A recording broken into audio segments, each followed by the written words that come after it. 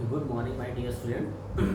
आपको याद होगा वेक्टर का मैंने एक फर्स्ट लेक्चर आपके लिए डाला था जो बेसिक इंट्रोडक्शन था, जिसमें हम कुछ पॉइंट डिस्कस कर रहे थे। उसी में हमने एक पॉइंट डिस्कस किया था इक्वल वेक्टर और अनइक्वल वेक्टर के बारे में। उसी सीरीज में हम आगे बढ़ते हैं। यहाँ पे ध्यान देना, हम बात करते हैं नेगेटिव वेक्टर क्या होता है।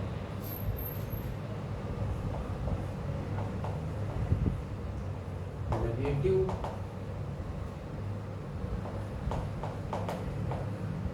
वेक्टर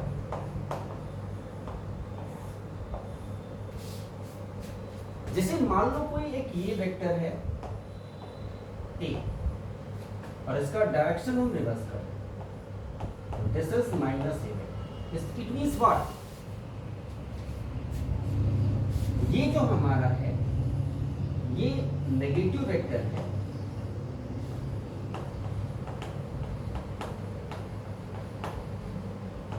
और इट मीन्स इसका मैग्नीट्यूड तो सेम है, बट मेरे बच्चे इसका डायरेक्शन क्या है, अपोजिट है। ठीक है, इसी सीरीज में मैं आगे बढ़ता हूं। थर्ड बहुत इंपॉर्टेंट है, को इनिशियल वेक्टर। को initial vector it means what, जिसका इनिशियल पॉइंट क्या हो, कॉमन। ध्यान देना बेटा, इनिशियल पॉइंट कॉमन होना चाहिए। वो वेक्टर्स हमारे क्या कहलाएंगे, that is called as coinitial. जैसे एक एग्जांपल देता हूं, जैसे मान लो this is the A vector and this is B vector and this one is C vector, लेकिन सभी का जो स्टार्टिंग पॉइंट है वो किससे है, वो से कनेक्टेड है। इसलिए हम क्या कर सकते हैं, ए बी सी वेक्टर जो हमारे हैं क्या है, दैट इज कॉल्ड एज को इनिशियल। कोई दिक्कत तो नहीं बेटा, को इनिशियल हो गया, नेगेटिव हो गया।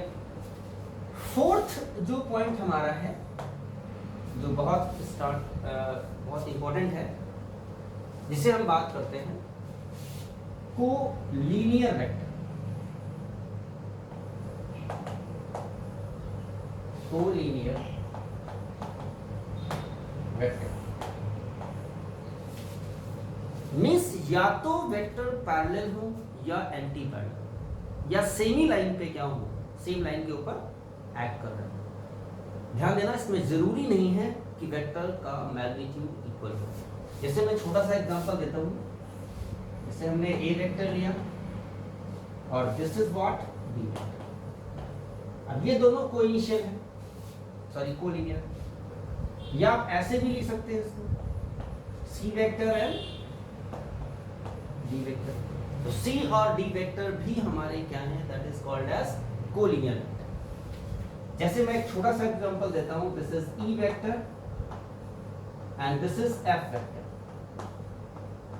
तो ई वेक्टर और एफ वेक्टर भी हमारे क्या हैं, दैट इज कॉल्ड कोलिनियर। ठीक है बेटा, एक बहुत ही इंपॉर्टेंट पॉइंट बेटा इसमें आता है, को प्लानर वेक्टर। 5 जो हमारा है दैट इज को प्लानर वेक्टर। देखो मेरे बच्चे, जो वेक्टर सेम प्लेन में लाई करते हैं हम उन्हें क्या करते हैं, दैट इज कॉल्ड एज को प्लानर वेक्टर। अब देखिए मेरे बच्चे, यहाँ पे अगर हम बात करें, जैसे हम मान लो ये एक फ्रेम लेते हैं, this is x and this one is y।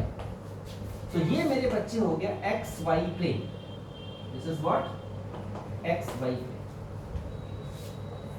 जैसे एक ये वेक्टर है, ये वेक्टर है और ये vector, this is a, this is b and this is c। अब ये ए बी सी हमारे एक ही प्लेन में लाई कर रहे हैं। किस प्लेन में लाई कर रहे हैं बेटा? एक्स वाई प्लेन, तो इसलिए ABC जो हमारे हैं these are called coplanar vector. अब इसमें एक बहुत ही इंपॉर्टेंट चीज बेटा पूछी जाती है आपसे, ध्यान देना, एक नोट करके मैं लिखा देता हूं कि जो कोप्लेनर होंगे,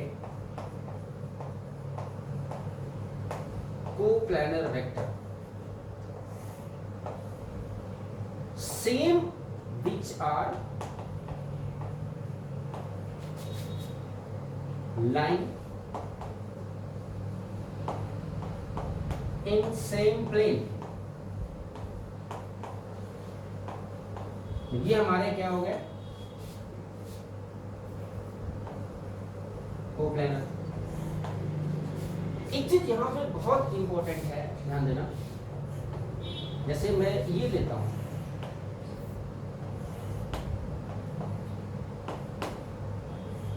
सेम प्लेन में लाई कर रहे हैं और सेम ऑर्डर में एक्ट कर रहे हैं, this is A, this is B and this is C. Means जो नोट हमारी है,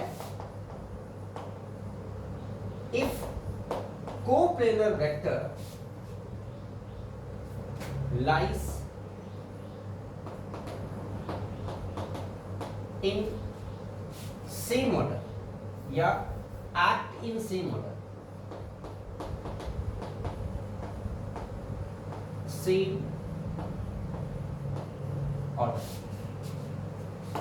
पहले का हेड दूसरे का टेल, दूसरे का हेड तीसरे का टेल, तीसरे का हेड और पहले वाले का टेल, सेम ऑर्डर बोलते हैं। If coplanar vectors act in same plane, a same order, form close polygon, then their resultant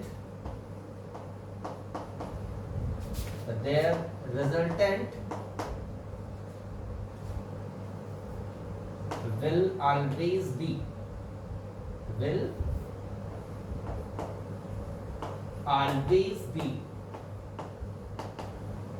zero। समझ गया? It means A vector plus B vector plus C vector, इसका resultant क्या होगा? Zero होगा। ये बात समझ में आ गई? श्योर? मीन्स अगर कोप्लेनर वेक्टर सेम ऑर्डर में एक्ट करें और क्लोज पॉलीगन बनाते हैं तो उनका रिजल्टेंट हमेशा क्या होगा? जीरो होगा। आपसे एक बार ये पॉइंट पूछ लेते हैं कि minimum vector is to be required for zero resultant, तो क्या जवाब दोगे? तो मैं नोट डाल रहा हूं यहां पे, मिनिमम वेक्टर are required किसके लिए बेटा? for zero resultant।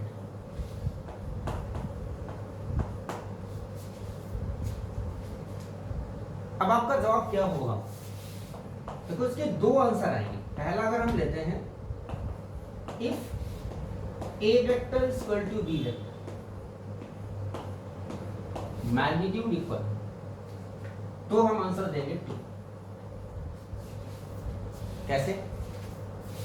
मान लो ये ए वेक्टर है और ये हमारा क्या है? B vector. तो इसका जो रिजल्टेंट होगा, अगर हम इसको बी को रिवर्स कर दें तो माइनस बी हो गया। तो आप क्या कर सकते हो? रिजल्टेंट ए प्लस माइनस बी, तो ए माइनस बी, और ये क्या आएगा? Zero. It is because of इनका मैग्नीट्यूड क्या है बेटा? सेम है। तो 2 आंसर कब आएगा? जब ये कंडीशन क्या हो? सेटिस्फाइड हो।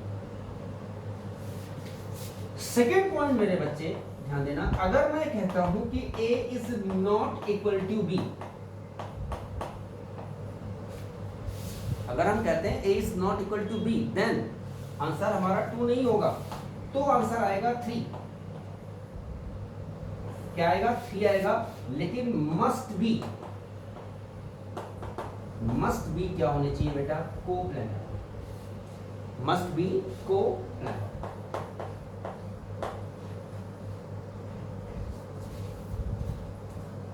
वो मैंने आपको एग्जांपल बताया है यहाँ पे। अब देखिए जरा, यहाँ पे हम देखें हम क्या जवाब देंगे बेटा। देखिए जैसे हमने लिया दिस इज, मान लो p vector, this is q vector and this is r vector. अब क्या लिखोगे? p plus q plus r is equal to 0। तो 3 आंसर कब आएगा मेरे बच्चे? जब दोनों वेक्टर्स का मैग्नीट्यूड सेम नहीं हो, लेकिन मस्ट भी क्या होने चाहिए? कोप्लेनर। बात समझ में आ गई? तीसरी चीज जो सबसे इंपॉर्टेंट है इसी में, अगर हम आपसे कहें कि नॉन कोप्लेनर है, तो ये तो हमने कहा कि नॉन कोप्लेनर नहीं, प्लेनर है, कोप्लेनर। तो तीसरा पॉइंट जो हमारा है, फॉर नॉन कोप्लेनर, इसका मतलब जो एक ही प्लेन में लाई ना करे, तो जो मिनिमम नंबर ऑफ वेक्टर्स होंगे फॉर 0 रिजल्ट, तो कितने होंगे? That is 4। Is that clear? Means 4 vectors are required. यहाँ पे पॉइंट और बढ़ा लेना, is not equal to C। तीनों का मैग्नीट्यूड सेम नहीं है। तो ये इस कंडीशन में मस्ट भी क्या होने चाहिए? कोप्लेनर। और सेम ऑर्डर में अगर ऐड करते हैं तीनों तो रिजल्टेंट आ जाएगा। लेकिन अगर नॉन कोप्लेनर वेक्टर है हमारे बेटा, तो मिनिमम नंबर ऑफ जो वेक्टर्स रिक्वायर्ड होंगे फॉर 0 रिजल्टेंट, दैट इज 4। बात समझ में आ गई? यहाँ तक कोई दिक्कत तो नहीं है? ये हमारे थे बेसिक्स कोप्लेनर की हमने बात की। अब देखिए बेटा, दो बहुत ही इंपॉर्टेंट पॉइंट हैं। पहला हमारा है multiplication of a vector by real number. देखिए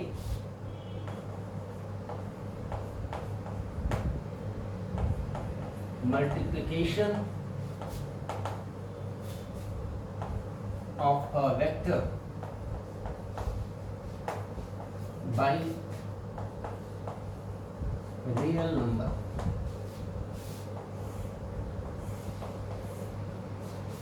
multiplication of a vector by real number. जैसे मान लो मेरे बच्चे एक ए वेक्टर है और हमने इसको n से मल्टीप्लाई कर दिया। n जो हमारा है एक रियल नंबर है, n प्लस भी हो सकता है और n माइनस भी हो सकता है।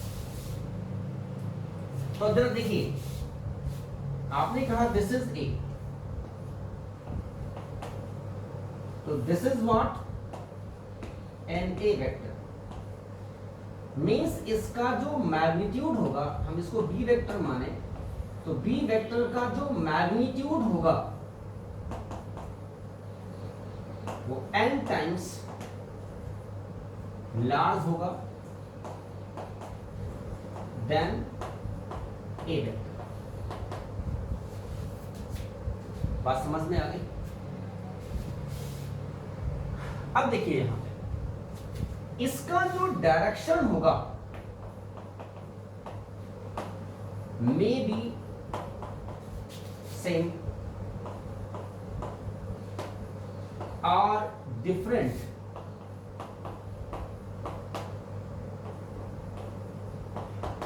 from a vector।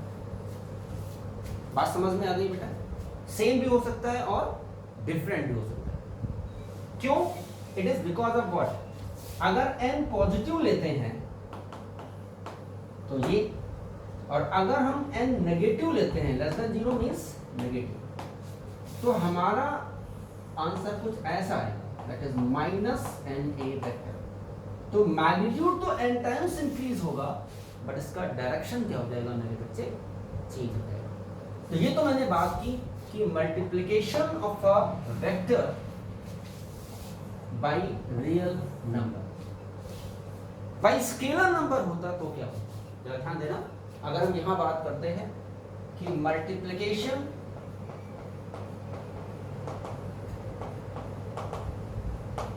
Of a vector by scalar, जैसे आपने कहा this is the A vector and this is what S A vector. यहां पे एस क्या है, एक स्केलर नंबर।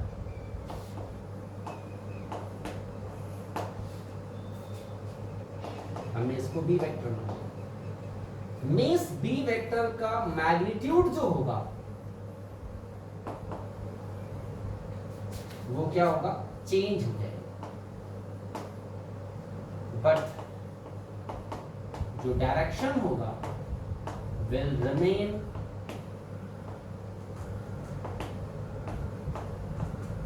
सेम।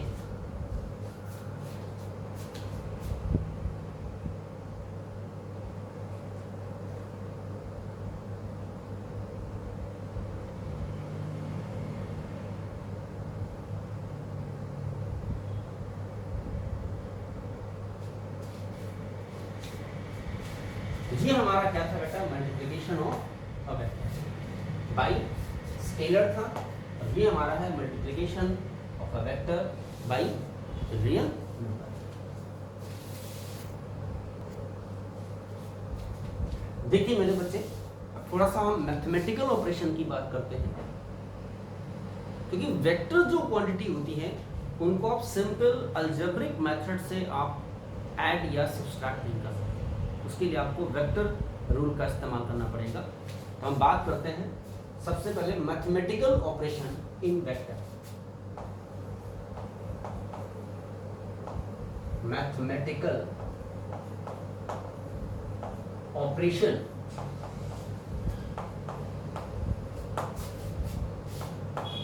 इन वेक्टर। सबसे पहले मैं एक टर्म इसमें लेता हूं, रिजल्टेंट वेक्टर।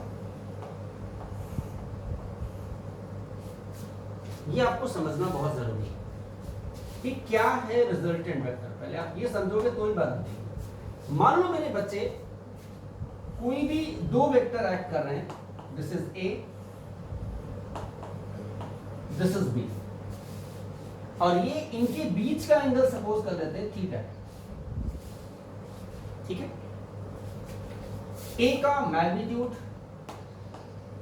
बी से मान लो डिफरेंट है या सेम है, बट इनका डायरेक्शन हमारा क्या है, डिफरेंट है। तो अगर इन दोनों वेक्टर को हम एक सिंगल वेक्टर से रिप्रेजेंट करें जिसका कंबाइंड इफेक्ट किसके इक्वल होना चाहिए, इन दोनों इंडिविजुअल वेक्टर के इक्वल होना चाहिए, तो वो हमारा क्या कहलाता है, that is called as resultant vector. Means resultant vector is the single vector which together produce same effect as that of single vector alpha। बात समझ में आ गई? इसको मैं लिखा देता हूं। देखिए मेरे बच्चे कि रिजल्टेंट वेक्टर हमारा एक सिंगल वेक्टर है, दैट इज आर। आर क्या है, जो आर वेक्टर है मेरे बच्चे वो किसके बराबर है, रिजल्टेंट ऑफ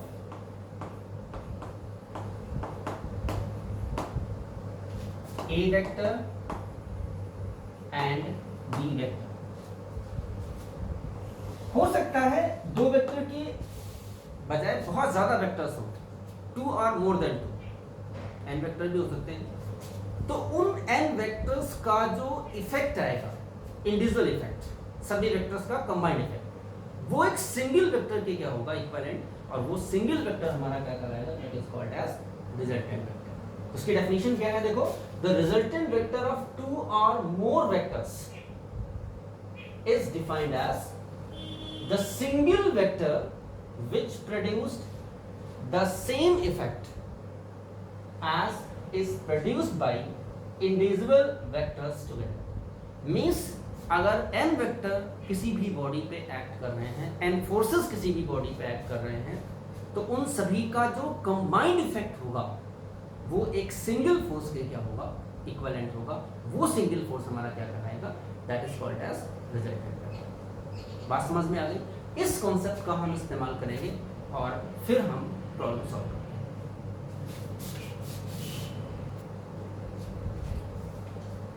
मैथमेटिकल ऑपरेशन में सबसे पहले हम बात करते हैं फर्स्ट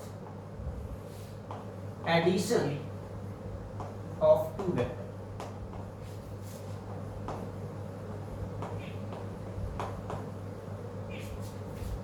which are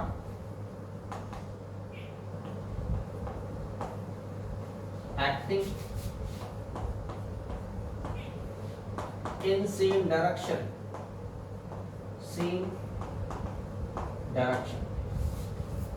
दो वेक्टर सेम डायरेक्शन में एक्ट कर रहे हैं. देखो मेरे बच्चे, जैसे मैंने कहा this is A vector and this is what B vector. तो इनको हम कैसे ऐड करेंगे? मान लो ए में बी को हमें ऐड करना है, तो first of all you have to draw the A vector without changing its magnitude and direction. देखो दोनों का डायरेक्शन हमारा सेम है. अगर आप देखिए तो this is x axis, this is y and this is my dear z. x की तरफ हमने ऐड किया. Taking head of A and tail of b. b का ना तो मैग्नीट्यूड चेंज करेंगे, ना ही क्या करेंगे, डायरेक्शन चेंज करेंगे, और इसको ड्रॉ कर देंगे.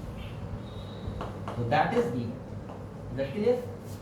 तो जो रिजल्टेंट आएगा वो दोनों के कंबाइंड इफेक्ट के इक्विवेलेंट होगा और सिंगल वेक्टर के द्वारा रिप्रेजेंट किया जाएगा.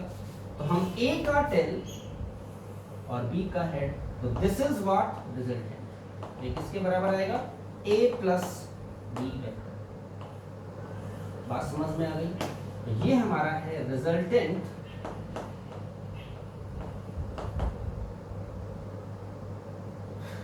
Of a vector and b.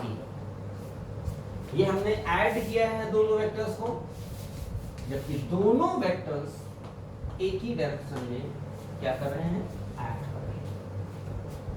बात समझ में आ गई? अब सपोज कर लो कि वेक्टर हमारे अपोजिट डायरेक्शन में एक्ट कर रहे हो, तो क्या करोगे? जैसे अगर हम यहां पे कहते हैं when two vector acting in opposite direction.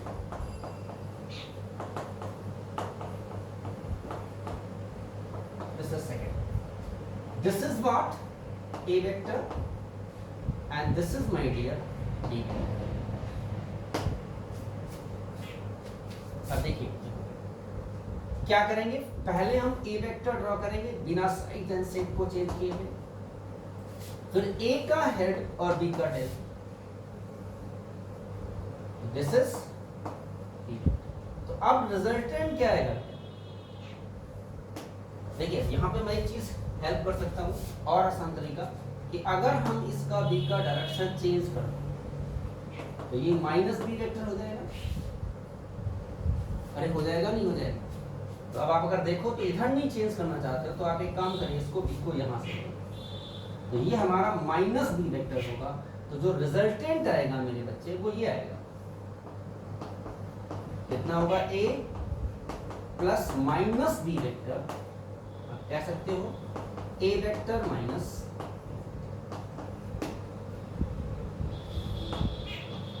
बात समझ में आ गई? तो अगर अपोजिट डायरेक्शन में वेक्टर हैं तो भी आप इनको ऐड कर सकते हैं. बात समझ में आ गई? कोई दिक्कत नहीं है. आप चाहो तो इसको ऐसे भी कर सकते हैं, इसका हेड इसका टेल लोगे तो ये फिर डिस्टेंस कम बचेगी, वो हमारी इसकी इक्विवेलेंट. अगर आप ऐसे नहीं करना चाहते हो, हमने इसका डायरेक्शन क्या कर दिया, चेंज कर दिया. अब सपोज करो कि मान लो दो वेक्टर्स जो हमारे हैं वो एक पर्टिकुलर एंगल पे डायरेक्टेड है, they are not acting in same direction और अपोजिट डायरेक्शन. तो हम कैसे ऐड करेंगे? देखिए यहाँ पे तीसरा पॉइंट मेरे बच्चे जो है, जो हम कहते हैं डिस्कस कर रहे हैं आपसे, यहाँ पे ध्यान देना। When two vector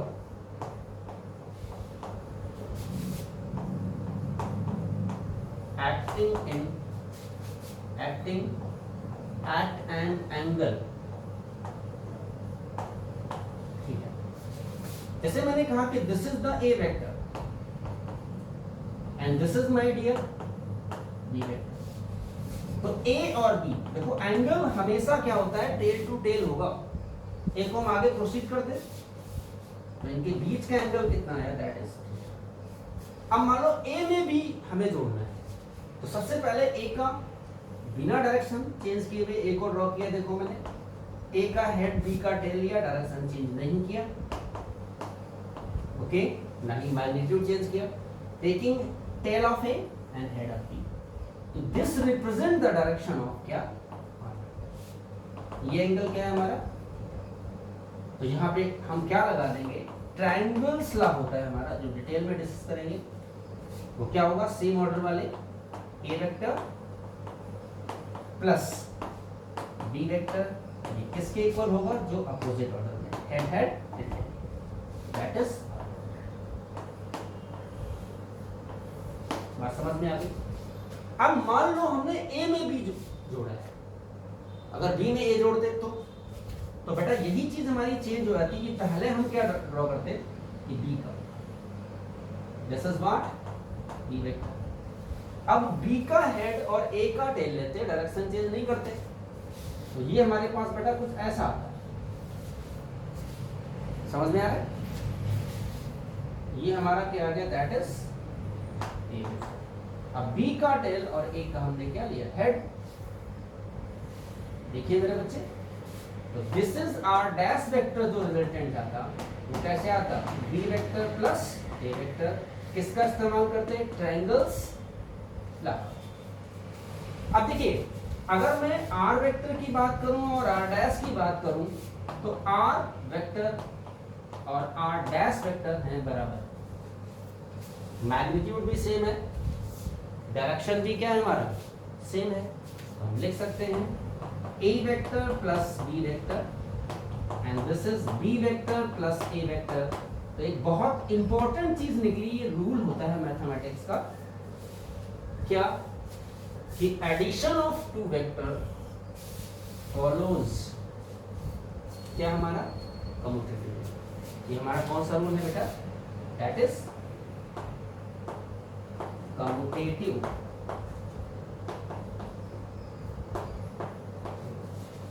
means addition of two vector, आप यहां पे क्या लिख सकते हो, देखिए कि addition of two vector follows कौन सा, कम्यूटेटिव। इज दैट क्लियर और not, means a vector plus b vector is equal to b plus a vector, 2 plus 3 is equal to 3 plus। तो आपसे अगर पूछा जाता है कि addition of two vector follow commutative rule, तो आप इसको क्या कर सकते हैं, प्रूव कर सकते हैं।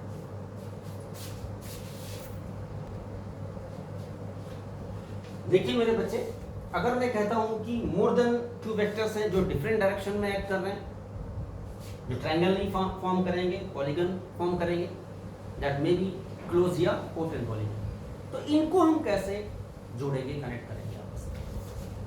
जैसे हम कहते हैं if more than two vector acting in different direction,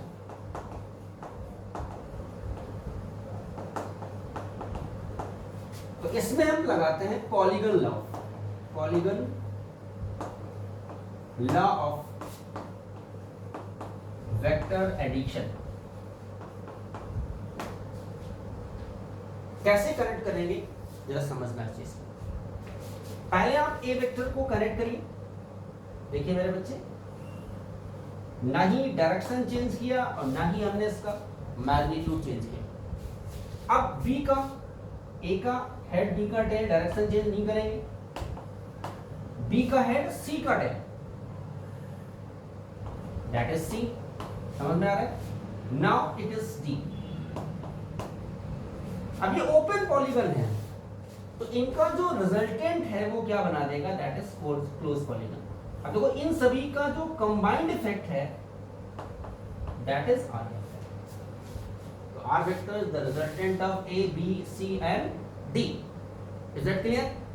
अब देखिए एक तो हम इसको कनेक्ट करते हैं, देखो हम इसको R1 मान लें, ये हम क्या मान लेते हैं, दैट इज R2। तो पहले हम ट्राइंगल ले लें PQR और क्या लगा दें, ट्राइंगल्स का। तो देखो सीधे आ जाएगा R1 कितना होगा बेटा, A प्लस बी। अरे इनको जोड़ दिया सेम ऑर्डर में। अब ये ले लें PR PQR S, इसको ले लें। तो ट्राइंगल क्या ले लिया, PRS R dash sorry R2 vector, triangles लगाएगा तो फिर क्या आएगा मेरे बच्चे, बोलो R1 प्लस सी और R1 आता है तो मेरे बच्चे A प्लस बी और प्लस क्या हो गया C, PQRST मान लें। तो लास्ट ट्राइंगल क्या बन गया, PST। फिर हमने क्या लगा दिया, ट्रायंगल्स लगा। ठीक है मेरे बच्चे? तो सीधे सीधे मेरे बच्चे अब R क्या आ गया, दैट इज R2 प्लस क्या आ गया, D। R2 की वैल्यू पुट कर दे यहां से, हमारे पास R क्या है बोले A plus B plus C plus D। This is what result. तो हम इसे क्या कहते हैं, that is called as polygons law of, polygons law of vector. ठीक है? तो ये हमने कुछ बेसिक सिंपल मेथड बताए जिससे हम वेक्टर को ऐड कर सकते हैं या सब्सट्रैक्ट कर सकते हैं। सब्सट्रैक्शन भी एक तरीके का एडिशन ही है, सिर्फ डायरेक्शन चेंज किया और हमने क्या कर दिया, ऐड कर दिया। ठीक है? तो ऐसे बहुत सारे प्रॉब्लम्स हम डिस्कस करेंगे, अभी हम बेसिक्स बता रहे हैं, बाकी जो डिस्कस करेंगे वो नेक्स्ट लेक्चर में। Till then have a good day.